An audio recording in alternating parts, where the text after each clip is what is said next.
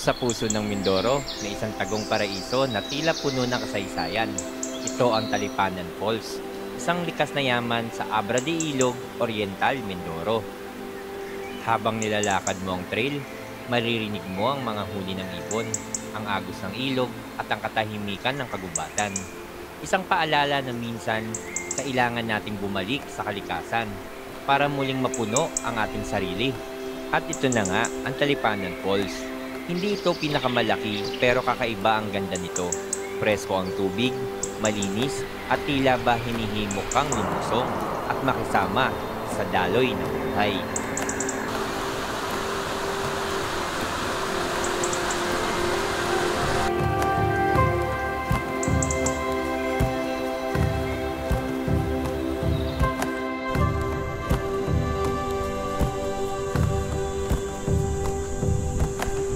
Dito tayo ngayon sa Talipanan.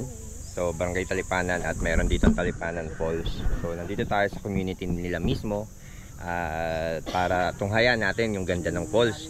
Dahil actually nakita ko lang siya sa Google Map.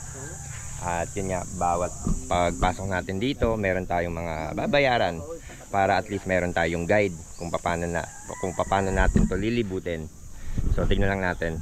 So, ito yung mga prices. Yan, for 1 to 2 person. So yan.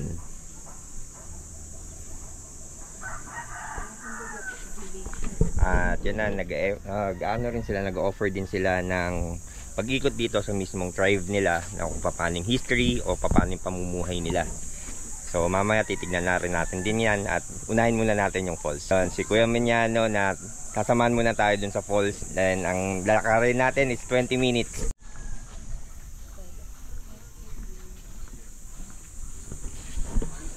Morning po. Ayan yung mga ang CR para sa mga bisita mo. Ayan to, comfort room nila, ang ganda. Parang cottage na rin. Ito naman, Gandang umaga po. Mga basket na Tabad, balay, tabudan. Ito pong balay sa amin yung bahay. Yung tabudan po yung gawa ng mga balay akitan. So kumbaga ito yung mga souvenir. Opo, yung balay pa rin po.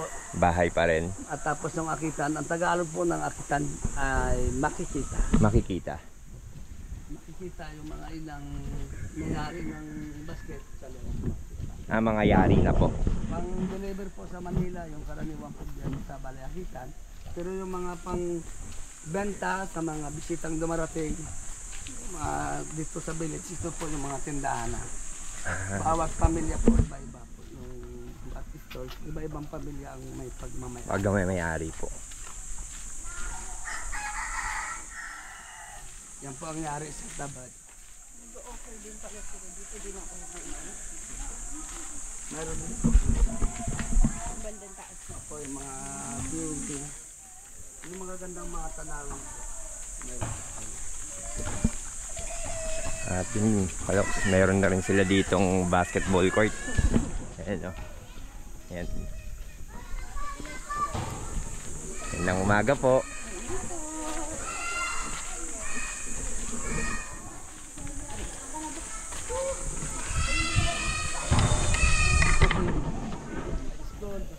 Ayun o, meron na rin palang schools dito. So well developed na rin po pala yung village niyo po talaga.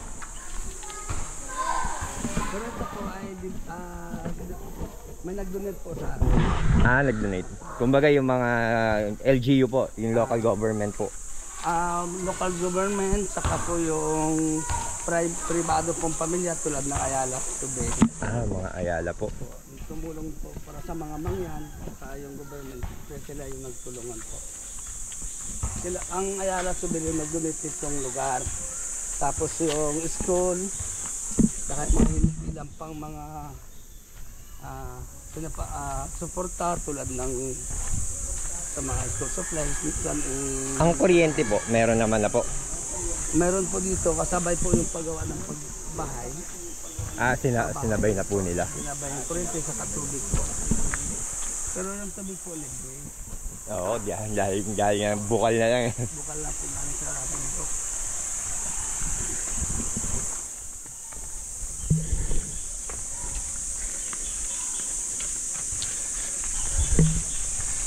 Ganda. Ito lahat po mga bahay yan. Ito lahat po mga bahay yan. Pinagawa po ng pamilya,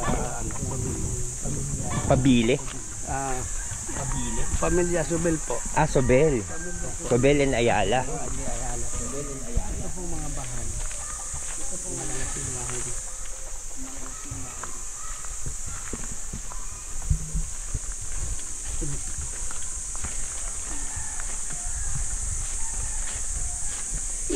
Pero sa ngayon po, sira. Hindi po nagagamit. Hindi pa po nagagamit po.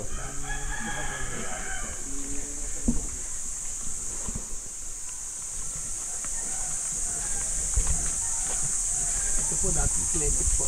Dating clinic, pero mga mangyan po yung Mga nagbibigay serbisyo po. sa mga katutubong. Taga po yung pangunahin na katutulungan ng clinic.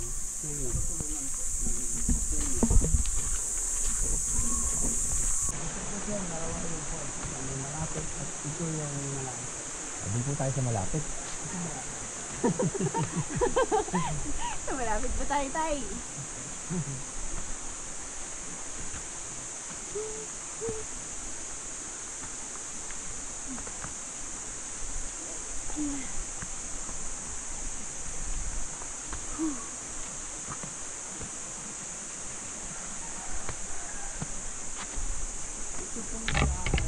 Pento hanggang 15 minutes na nilalakad nila doon. Isa naman po, ito yung siyang gantin.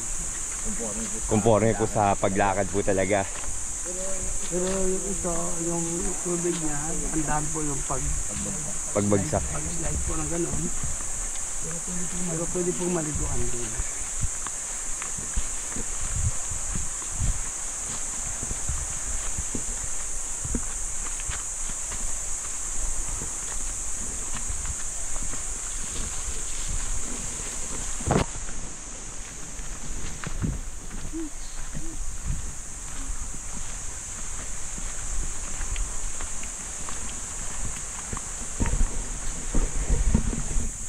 Yan mga kalok, so pinili na lang natin yung medyo malapit na falls.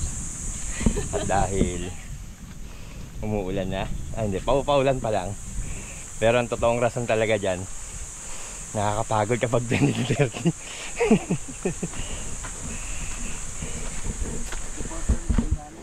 Mama, dahan-dahan lang ulit ha.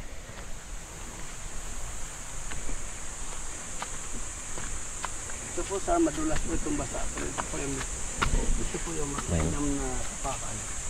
Yung hindi basa.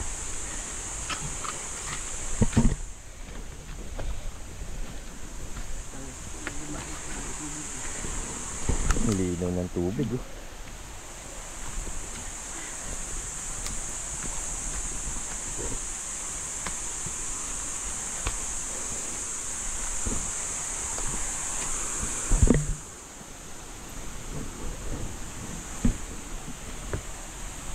Nakasunod ka ba?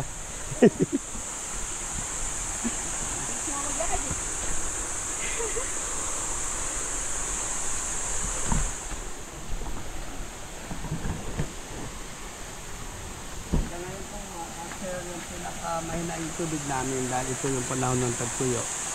Ito po yung falls. Ito po din ang danak. Papunta doon sa malayo. Parang sobrang hirap na. Oo nga, matarik. So, ito yung sandaan daw na pwedeng daanan na papunta din sa pang falls, pero hindi kakayanin, mas lalo na sa mga baguhan na pupunta dito. Yan. So ito na yung mismong falls na pupuntahan natin. Oh, dahan-dahan na.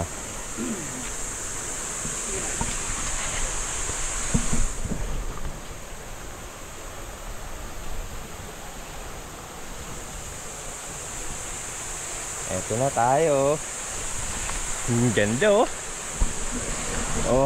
Ito po ay wala nang bahayan sa bundok kaya malinis po yung tubig. Ah, opo. Yun nga po, nagtakaan po ako dahil since kagabi po umulan. Pero ang tubig nyo pa rin, Malinis. Hindi katulad po sa ibang falls po kasi pag umulan, brown na agad.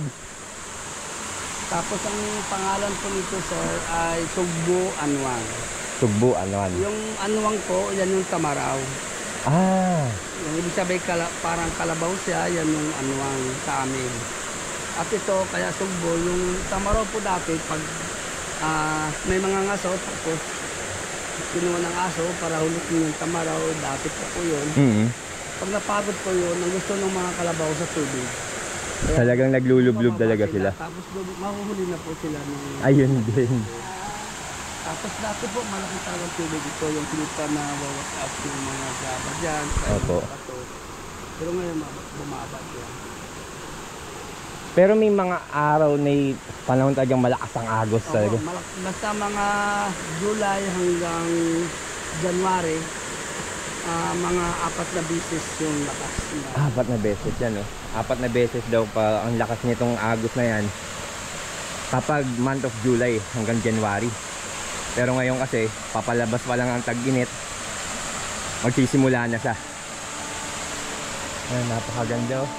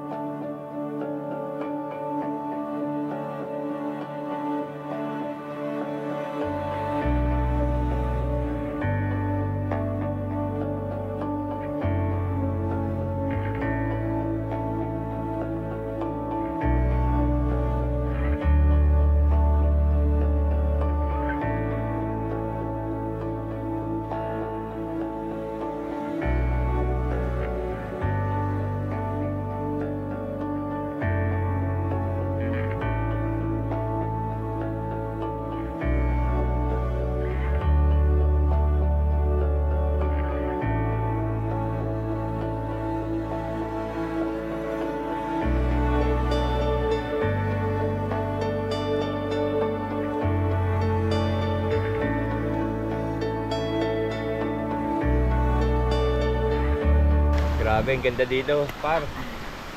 Ayan o, par, oh. Pero actually, itong falls na to, ito kumbaga yung entry level. Dahil sabi nga ni Kuya na yung mga for citizen or yung mga hindi talaga kaya na pumanik pero gusto maka-experience ng ganitong kagandang tanawin, eh dito na lang nila dinadala. Hindi na dun sa may kabila na lumalayo ng 20 to 30 minutes. Depende sa iyong paglakad.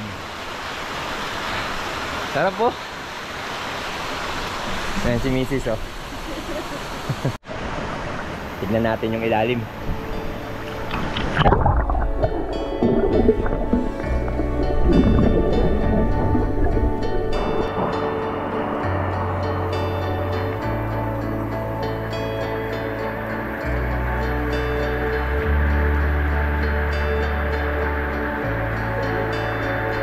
Lugar na to.